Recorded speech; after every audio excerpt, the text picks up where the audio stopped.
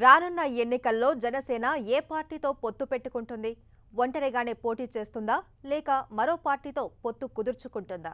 జనసేనపై జరుగుతున్న అసత్య ప్రచారంపై పవన్ స్పందన ఏంటి? Watch the story.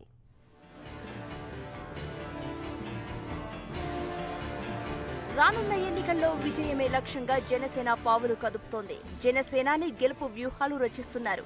ఇదే సందర్భంలో జనసేనపై ఎవరైనా అసత్య ప్రచారం చేసినా దానిపై మండిపడుతున్నారు. జనసేనపై టీడీపీ, వైసీపీలు అసత్య ప్రచారం చేస్తున్నాయని జనసేనాని ట్విట్టర్లో ఫైర్ అయ్యారు. జనసేన, వైసీపీ, టీఆర్ఎస్లు కలిసిపోయాయి అని, మరోవైపు టీడీపీ, జనసేన కలిసి పోటీ చేయబోతున్నాయని వైసీపీలు అసత్య ప్రచారం చేస్తున్నాయని, వాటిని నమ్మొద్దని పవన్ ప్రజలకు విజ్ఞప్తి చేశారు.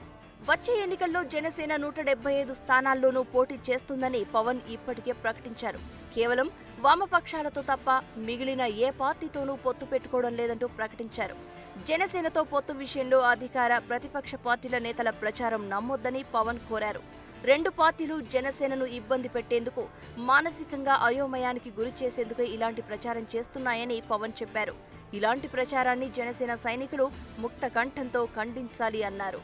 టీఆర్ఎస్ తో టీడీపీ కలుస్తుందని వారించారు. ఇక రాజ్భవన్ లో కేసీఆర్ ని పవన్ కలిసిన తర్వాత జరిగిన ప్రచారంపైన పవన్ ట్విట్టర్లో స్పందించారు. టీఆర్ఎస్, వైసీపీలతో కుమ్మక్కయ్యామని టీడీపీ చేసిన ప్రచారాన్ని పవన్ ఖండించారు. ప్రజల కోసం చిత్తశుద్ధితో పనిచేస్తున్నప్పుడు అన్ని వైపుల నుంచి ఇబ్బంది రావడం సహజమని, కానీ తనపై ఉన్నది లేనట్టు, లేనిది ఉన్నట్లు ప్రచారం సాగడంతో పవన్ ఆవేదన చెందుతున్నారు. టీడీపీ, వైసీపీ కలిసి జనసేన ప్రతిష్టను దెబ్బతీసే విధంగా వరుస ప్రచారం చేస్తున్నాయన్నారు. ఎన్నికలు దగ్గర పడుతున్న నేపథ్యంలో ఇలాంటి ప్రచారాలు మరిన్ని జరుగుతాయని, అన్నింటికీ సిద్ధంగా ఉండాలి అన్నారు.